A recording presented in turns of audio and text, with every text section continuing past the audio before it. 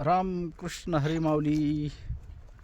सर्वांना देवशेनी आषाढी एकादशीच्या हार्दिक शुभेच्छा. कारण की आज आषाढी एकादश आहे, तर सर्वांना माझ्याकडून हार्दिक हार्दिक शुभेच्छा. तर मित्रांनो, आज बरेच जण विठ्ठलाच्या पांडुरंगाच्या दर्शनासाठी पंढरपूरला वेगवेगळ्या ठिकाणी गेले असतील, पण आपण विठ्ठल रखुमाईचं दर्शन गावामध्येच घेतलं. सर्वप्रथम विठ्ठल रखुमाई म्हणजे आईवडील यांचं सकाळी आंघोळ केल्याबरोबर त्यांचं दर्शन घेतलं आणि नंतर देवाचं दर्शन घेतलं. कारण खरं तर म्हणलं तर विठ्ठल रखुमाई हे सर्वप्रथम आपले आईवडील असतात आणि त्याच्यामुळं आपण पहिलं त्यांचं दर्शन घेतलं आणि नंतर देवाचं दर्शन घेतलं. तर मित्रांनो, जे माऊली पंढरपूरला गेले त्यांना खूप खूप शुभेच्छा. कारण की काही कारणास्तव माझं काही येणं नाही झालं यावर्षी. पंढरपूरला जाणार आहे आम्ही, पण थोडं दुसऱ्या एकादशीला जाऊ म्हणलं. कारण की थोडं अडचण असल्यामुळं आपण ह्या एकादशीला जाऊ शकलो नाही. दर्शनार्थ पांडुरंगाच्या जाणारच आहोत आपण, त्याचा काही विषय नाही समजा. तर मित्रांनो, पाऊस थोडाफार येतो जातो, येतो जातो. पाऊस येतो म्हणजे किती अंग पण भिजत नाही असा पाऊस येतोय आमच्याकडं. आणि त्याच्यामुळं अशी सगळे पिकांची वाट लागलेली आहे. सध्या पिकं बरं आहेत आमच्याकडे. अशी कपाशी आहे आपली, सरकी अशी आहे, बघू शकता तुम्ही. आणि हे आहे आपलं स्मार्ट नेपियर. तर याच्यामध्ये बरंच काही अडचणी म्हणजे त्रुटी झालेली आहे. तर जाऊ द्या, विषय की त्याचं काही नाही समजा. इकडं मारेल गवत आहे, मारेल गवत पण तसंच झालं आपलं. पाऊस नसल्यामुळं सगळेच माल आखडलेले आहेत, जसं वाटन तसे वाढत नाही आहे.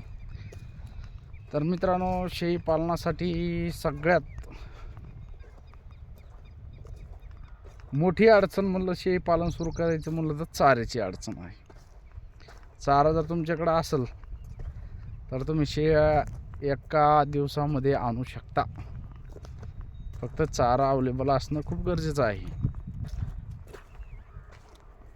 आता बऱ्याच जणांचं म्हणणं असतं शेळी पालन करायचं आहे, पण काही माहिती नाही शेळी पालन कसं सुरू करावं. तर शेळी पालन सुरू करणं माहिती असणं खूप गरजेचं आहे, ते पण बरोबर आहे. तर मित्रांनो, हे बघा, कोणी काही आईच्या पोटामधून शिकून येत नसतं. आज मी आहे, पहिले एका शेळीपासून सुरुवात केली होती. आता सध्या फक्त 7 शेळ्या, सगळं टोटल 16 आहेत पिल्लांसकट. आणि खरं सांगायचं म्हणजे शेळी पालन म्हणजे काही एवढं लगे अवघड नाही. सुरुवात करा, 100% सगळं नॉलेज त्याच्यामधलं आपल्याला कळतं. फक्त सुरुवात करणं खूप गरजेचं आहे. सुरुवात केल्याच्या नंतर एका शेळीपासून तुम्हाला बरोबर माहिती होते. आणि बघा मित्रांनो, आपला मेथी घास आत्ताच खुरपणी केली होती, पण परत गवत झालं याच्यामध्ये. आणि रोहीना परत झटका हाणलेला दिसतोय याच्यात. रोही काही येऊ देत नाही वाटतं घास.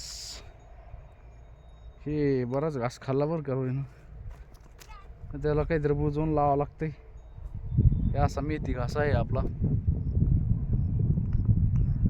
आता तुम्ही सांगा, हे रोहीनं आपला घास खाल्ला, आता आपण कोणाला सांगायला पाहिजे तुमचे रोही बांधून ठेवा, तुमचे रोही घास खातात, आमच्या मालाची नुकसान करतात.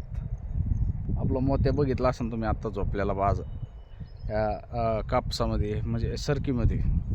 काय झालं, आपला शेजारी एक ते आज मला म्हणे तुमचं कुत्रं बांधून टाका, सरकीचा तोडा करायला लागलो. मी म्हणलं आता ते मुख्य जनावर आहे, त्याला सांगितलेलं कळणार नाही, मारलेलं कळणार नाही आणि बांधून ठेवणं योग्य नाही. पण म्हणलं वा ठीक आहे, चालतं म्हणलं, बांधून ठेवतो त्याला, काय अडचण नाही. तर मित्रांनो, लोकांचा दृष्टिकोन खूप वेगळा असतो. लोकांना काही गोष्टी सहन होत नाही. आता कुत्रा आपला आहे म्हणून आपल्याला सांगतात ते की बाबा तुमचं कुत्रं तुम्ही बांधून ठेवा. पण मला एक म्हणायचं, जर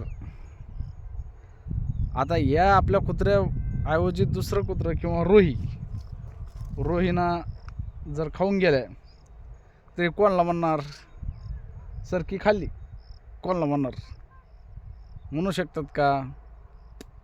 पण एवढं समजदार या जगामध्ये कोणीच नाही, सहन करणारं कोणीच नाही.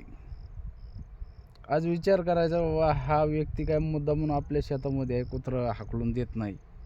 त्या कुत्रं म्हणजे मुक्क जनावर आहे, त्याला काही एवढं कळत नाही. आता आपलं आपल्या मालकाचं शेत कोणतं आहे, आपलं शेत कोणतं आहे, असं थोडंच भेदभाव थोडंच कळतो जनावरांना.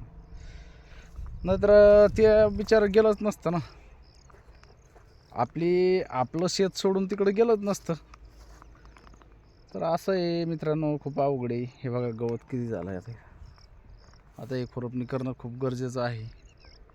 पण आता आज आपली मंडळी, मुलं, आमचे लहाने बंधू, तर लहान्या बंधूचं त्यांच्याकडं छोटा हत्ती आहे. लहान्या बंधूंना आमचे घरचे सगळेच घेऊन विठ्ठल माळावर पांडुरंगाच्या दर्शनासाठी गेले आहे. आणि आपण शेळ्यामुळं शेतामध्ये आहोत. चला मित्रांनो, लोकांचा दृष्टिकोन कसा आहे त्याच्यावर आपल्याला काही विषय नाही आहे. पण एक सांगायचं होतं मला तुम्हाला की बाबा अशा गोष्टी खूप अवघड आहेत. आता हे अशी नुकसान झाली, याला काही कोणी जबाबदार नसतं. खातायत बिचारे, त्यांना आपण जर हाकलून दिलं ते दुसरीकडे कुठं काय खाणार आहे, विषय असा असतो. पालन करणं काही अवघड नाही, फक्त सुरुवात करा. 100% त्याच्यामधलं सगळं ज्ञान येतं. फक्त कसं आहे माहिती आहे का, कोणती गोष्ट सुरुवात करण्याला महत्त्व आहे. एकदा सुरुवात केल्याच्या नंतर आपल्याला त्याच्यामधलं सगळं A to Z नॉलेज जसं तुम्ही सुरुवात करसान तसे तुमच्या लक्षात पुढचं नियोजन येणार आहे. फक्त सुरुवात करणं खूप गरजेचं आहे. तर लवकरात लवकर शेळीपालन जर सुरू केलं नसलं तर 100% करा, सुरुवात तर करा. बाकी मार्गदर्शन करायला आपण तर आहोच. मी तुम्हाला वेळोवेळी सांगत असतो की काय अडचण आली तर आपल्याला कॉन्टॅक्ट करा, काय अडचण नाही.